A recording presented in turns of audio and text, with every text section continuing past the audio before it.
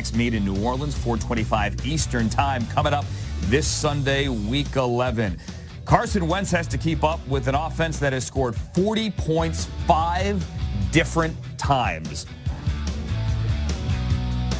Yeah, obviously we realize, they've, as of late, gotten up on teams early. We have a ton of confidence in our defense, but, that's a heck of an offense over there. We don't try and look too much into that because at the end of the day, we have high expectations and standards on the offensive side of the ball. We realize we have some things we got to clean up, especially in situational football, some of it being red zone and those sorts of things.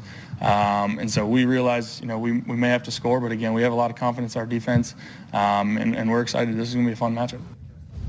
Saints have the longest active winning streak in the NFL. Mike Garafolo live now in Philadelphia with the Eagles. They have not lost since week 1 to the Buccaneers. So Carson Wentz knows they kind of have their work cut out for him. It begins in the first quarter, something they have to improve on, don't they? Big time. This year so far, 8.9 points in the first half on average. Last year, 14 points on average in the first half. That number goes up to 15 if you only include the regular season games with Carson Wentz. So obviously they have fallen off in that department. And that leads back into what I had mentioned a couple of times at this point, what we talked about on Good Morning Football yesterday with Peter Schrager.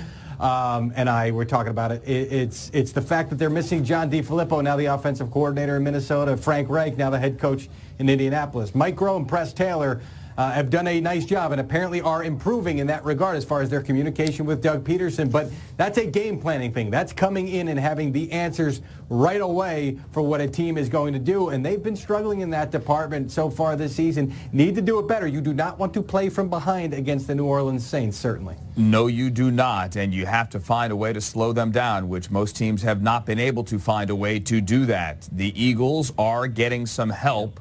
Maybe this week on defense? Maybe? Maybe. I'm going to say maybe because I sat here and took Doug Peterson's word for the fact that they expected Darren Sproles and Lane Johnson to play last week, and neither one of those guys did. Not that it's Peterson's fault. He was trying to be open and honest with us. But Timmy Jernigan, the defensive tackle, and Sidney Jones, the cornerback, they're hopeful they'll get both of those guys back. Jones missing the game against the Cowboys, and Jernigan's been down all year with a back issue that happened during the offseason and has kept him out to this point. So they're hopeful they'll get those guys back to help a defense that has not been taking the football away, and that's what Doug Peterson talked about today. They are -6 this year. That's tied. They're tied for 28th in the league with only 7 takeaways. You go back to last year, and they're going to zap me pretty soon if I keep talking about last year because they don't want to talk about that around here.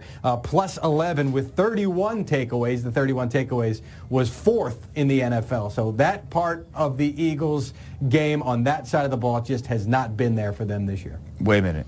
Zap you like the Eagles there at Eagles Cam have something set up where if you talk about last year, you get an electric shock?